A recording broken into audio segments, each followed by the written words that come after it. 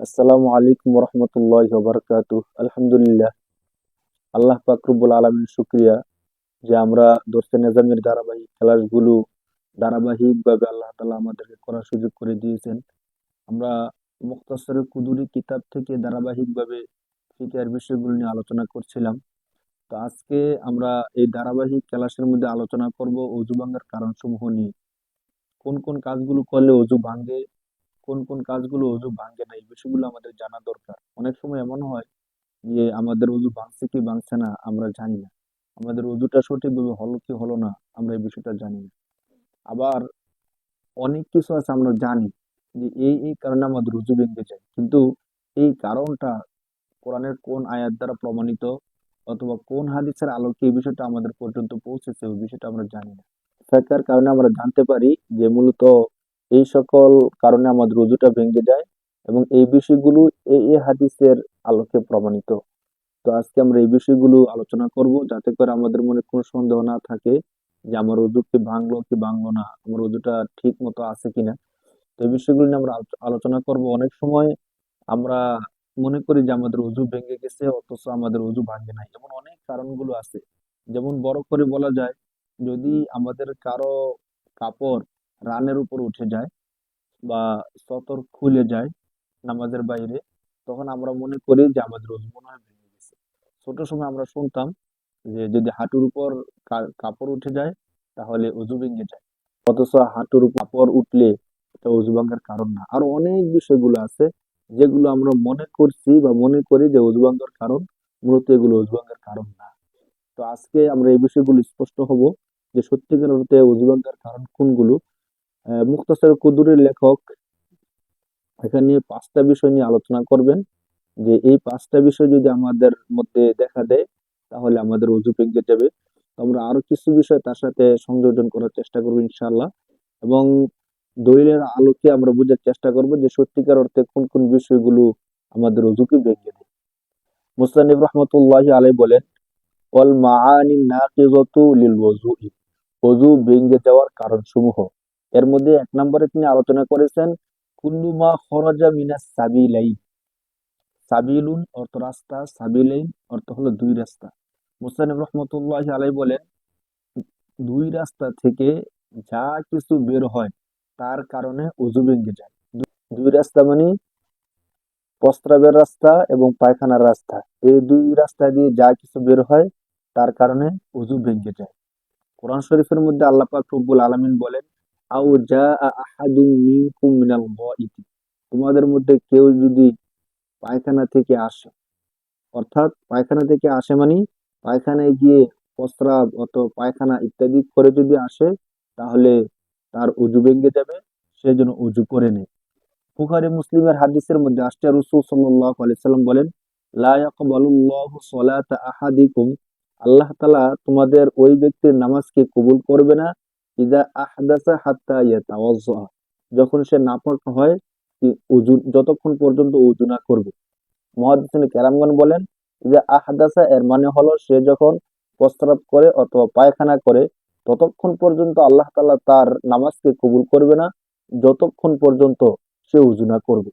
তো আমরা বুঝতে পারলাম যে প্রস্রাব এবং পায়খানা, অর্থাৎ প্রস্রাব এবং পায়খানার রাস্তা দিয়ে যা কিছু বের হয় তা অজু ভাঙার কারণ হয়।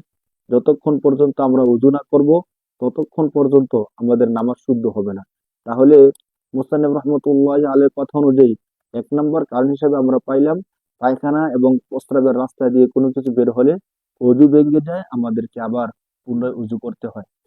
2 নম্বর বিষয় হিসেবে মুস্তানিব রহমতুল্লাহ আলাইহি উল্লেখ করতেছেন, ওয়াদ-দামু ওয়াল কৈহু ওয়াস-সদীদু ইদা খরাজা মিনাল বদনি। মুস্তানিব রহমতুল্লাহ আলাইহি বলেন, ওয়াদ-দামু রক্ত, ওয়াল কৈহু পুজ, ওয়াস-সদীদু রক্ত মিশ্রিত পুজ, ইদা খরাজা মিনাল বদনি যখন তা শরীর থেকে বের হয়, ফাতাজাওয়াজা ইলা মাউজিইন এবং শরীর থেকে বের হয়ে এমন স্থান অতিক্রম করে, ইয়ালহাকুহু হুকমুত তাহারা, যা পবিত্রতার অধ্যায়ের মধ্যে পড়ে। অর্থাৎ শরীর থেকে যদি আমরা পড়ছিলাম যে শরীরের ক্ষতস্থান হইতে রক্ত, পুজ বা পানি বাহির হয়ে গড়িয়ে পড়া।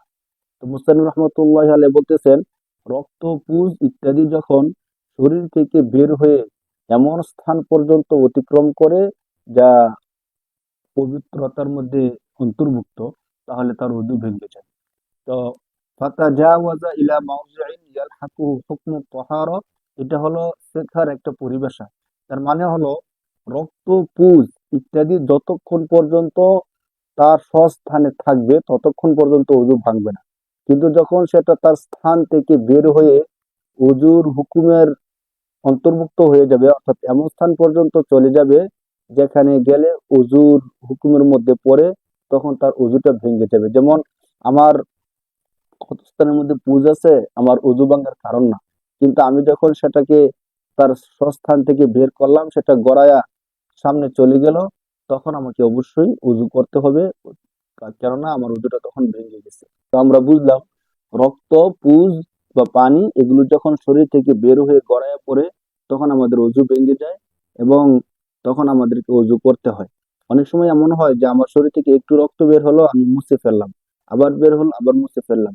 যদি এমন হয় যে আমি মুছতে মুছতে এক পর্যায়ে এমন হলো যে সবগুলো রক্ত যদি একত্রিত করা হতো, তাহলে গড়িয়ে অনেক দূর পর্যন্ত যেত, তাহলে ওযু ভেঙে যেত। আর যদি সেটা এত অল্প হয় যে আমি যদি না ধরতাম, তাহলে তার সস্তানে শুকিয়ে যেত, এখানেই থাকতো, গড়ায় পড়তো না, তাহলে ওযু ভাঙবে না। ওযু রক্ত বের হলে ওযু ভেঙে যায়, এর প্রমাণস্বরূপ হাদিসের মধ্যে আসছে যে হযরত ইবনু ওমর রাদিয়াল্লাহু তাআলা আনহু, হযরত আলী রাদিয়াল্লাহু তাআলা আনহু যখন রক্ত বের হতো তখন তারা ওযু করতেন। হযরত ইবনু ওমর রাদিয়াল্লাহু তাআলা আনহুর ব্যাপারে আসছে কানা ইদা দামিয়া তাওয়াজ্জা।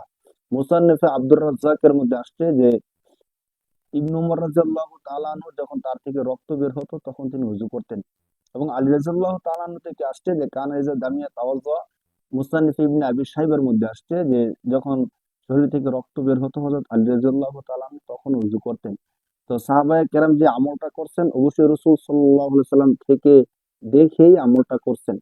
তো এর দ্বারা প্রমাণিত হয় শরীর থেকে যদি রক্ত বের হয় অথবা পুজ বের হয়, তখন ওযু ভেঙে যায়, তাকে নতুন করে ওযু করতে হয়। ৩ নম্বরে মুসতানফ রহমতুল্লাহি আলাইহি আলোচনা করতেছেন অল কয়উ ইযা কানা মালাউল ফাম। বমি যখন মুখ ভরে বমি বের হয় তখন তাকে ওযু করতে হয়।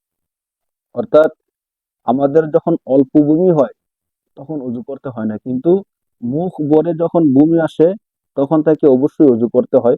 হাদিস শরীফের মধ্যে আসছে যে আবু দারদা রাদিয়াল্লাহু তাআলা আনহু থেকে আন্না রাসূলুল্লাহ সাল্লাল্লাহু আলাইহি ওয়াসাল্লাম ক্বাআ, তিনি বলেন যে রাসূল সাল্লাল্লাহু আলাইহি সাল্লাম বমি করলেন, ফাতাওয়াজ্জা, অতঃপর তিনি কি করলেন? ওযু করলেন।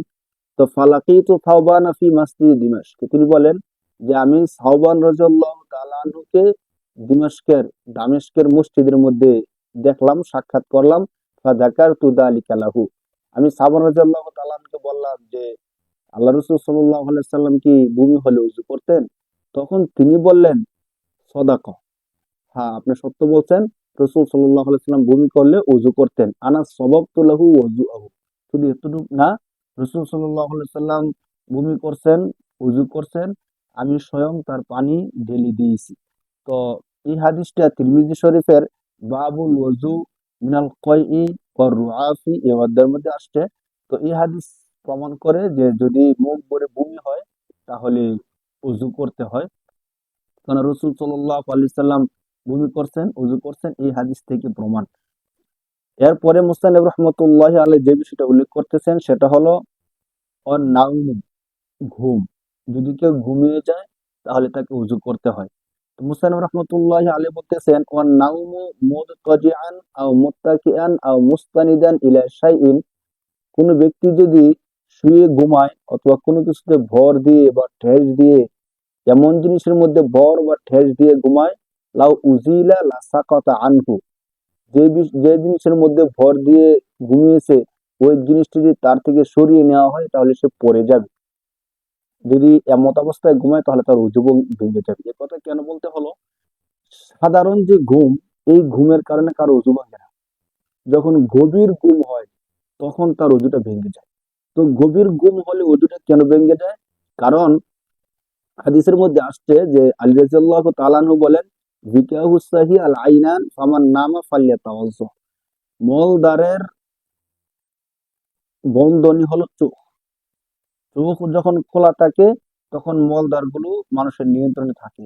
কারণ আরেক হাদিসের মধ্যে আসছে, রাসূল সাল্লাল্লাহু আলাইহি সাল্লাম বলেন যে আন্নাল ওযু লা ইয়াজিবু ইল্লা আলা মান নামা মুজতাজিআন, যে কেবলমাত্র কোন ব্যক্তি যদি শুয়ে ঘুমায় তখন তার উপর উযু করা ওয়াজিব হয়। কেন?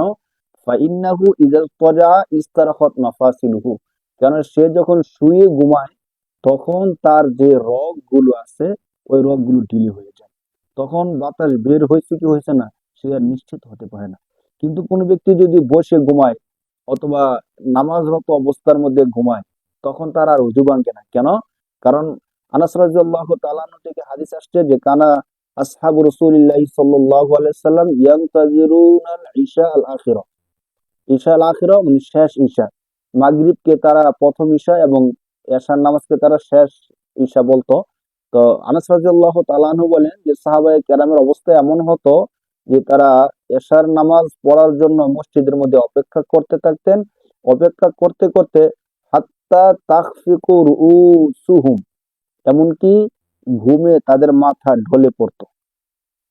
তো তাদের মাথা ঢুলে পড়তো, অতঃপর রাসূল সাল্লাল্লাহু আলাইহি ওয়াসাল্লাম আসতেন, সুম্মা ইউসাল্লুনা, নামাজ পড়তেন, ওয়ালা ইয়াতাওয়াজ্জাউনা, কিন্তু তারা কি করতেন না, উযু করতেন না। আবু দাউদ এবং তিরমিজি শরীফের বাবুন ফিল ওযু মিনান নাওমি, এই অধ্যায়ের মধ্যে হাদিসটা আসছে। তো এতটুকু আলোচনার মাধ্যমে আমরা বুঝতে পারলাম যে মুসান্নিফ বললেন যে এমন জিনিসের মধ্যে যদি ভর দেয় যে জিনিস সরিয়ে নিলে সে পড়ে যাবে তাহলে তাকে উযু করতে হবে, নয়তো সাধারণ ঘুমের কারণে উযু করতে হবে না। কেউ যদি শুয়ে ঘুমায় তাহলে তাকে উযু করতে হবে, কেননা সাধারণ ঘুম বসে ঘুমাইলে অথবা নামাজরত অবস্থার মধ্যে ঘুমালে তাকে উযু করতে হবে না।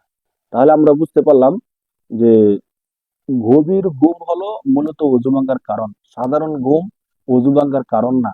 মুসলিম শরীফের হাদিসের মধ্যে আসছে, রাসূল সাল্লাল্লাহু আলাইহি সাল্লাম বলেন, আবু হুরায়রা রাদিয়াল্লাহু তাআলা আনহু থেকে বর্ণিত, ইযা নামা আহাদুকুম, তোমাদের কেউ যখন ঘুমিয়ে পড়ে, ফালা ইউসাল্লু হাত্তা ইয়াতাওয়াজ্জা, সে যেন নামাজ না পড়ে যতক্ষণ পর্যন্ত উযু না করে। এই হাদিস প্রমাণ যে কেউ যদি ঘুমিয়ে যায় তাহলে তার উযু ভেঙে যাবে। এরপরে মুসান্নিফ রাহমাতুল্লাহি আলাইহি আলোচনা করতেছেন, অল গলাবাতু আলাল আকলি বিল ইগমাই ওয়াল জুনুনি, যদি বুদ্ধির উপর কোনো কিছু প্রবল হয়ে যায়, অর্থাৎ জ্ঞান বুদ্ধি যদি নষ্ট হয়ে যায়, বিল ইগমাই ওয়াল জুনুনি, অজ্ঞান হয়ে গেল অথবা জুনুন পাগল হয়ে গেল, অচেতন হয়ে গেল, পাগল, মাতাল, অচেতন ইত্যাদি উযু ভাঙ্গার কারণ। তো মুসান্নিফ রাহমাতুল্লাহি আলাইহি এখানে এসে আলোচনা করলেন যে পাগল, মাতাল, অচেতন হয়ে গেলে মানুষের উযু ভেঙে যায়। বুখারী এবং মুসলিম শরীফের হাদিসের মধ্যে আসছে, হযরত আবু হুরায়রা রাদিয়াল্লাহু তাআলা আনহু থেকে তিনি বলেন, ইদা ফাকাদা আহাদুকুমুল আকলা, যখন তোমাদের কারো জ্ঞান নষ্ট হয়ে যায়, আসাবা শুকরুন, অথবা মাতাল বা পাগল ইত্যাদি হয়ে যায়, ফালা সলাতা ইল্লা বিউযুইন বাদাহু, উযু করার পূর্বে যেন সে নামাজ আদায় না করে। বুখারী এবং মুসলিম। এই হাদিসের আলোকে বোঝা যায় যে পাগল, মাতাল, অচেতন হইলে উযু করতে হবে, তখন উযু ভেঙে যাবে। এরপরে মুসান্নিফ রাহমাতুল্লাহি আলাইহি গুরুত্বপূর্ণ একটা বিষয় নিয়ে আলোচনা করতেছেন যে অল কহকহাতু ফি কুল্লি সলাতিন যাতি রুকুইন ও সুজুদিন। কহকহা হলো অট্টহাসি। কোন ব্যক্তি যদি রুকু এবং সেজদা বিশিষ্ট নামাজের মধ্যে কহকহা তথা অট্টহাসি দেয় তখনও তার নামাজ ভেঙে যাবে। তো অট্টহাসি, যেহেতু এখানে অট্টহাসির বিষয়টা আসছে আমরা একটু বলি। মূলত হাসি তিন প্রকার: তাবাসসুম, দিহকুন, কহকহাতুন। তাবাসসুম এটা হলো তাবাসসুম এর মানে হলো মুস্কি হাসি দেওয়া, আর দিহকুন অথবা হলো স্বাভাবিক হাসি, অল কহকহা মানে হলো অট্টহাসি। তো এই তিনটার আলাদা আলাদা বিধান ফুকাহে কেরামগণ দিয়েছেন যে নামাজের মধ্যে কোনো ব্যক্তি যদি তাবাসসুম তথা মুস্কি হাসি দেয় তাহলে তার নামাজ ভাঙবে না, উযুও ভাঙবে না। দ্বিতীয় নাম্বার, কোনো ব্যক্তি যদি দিহকুন হাসে, হাস হাসিটা কেমন?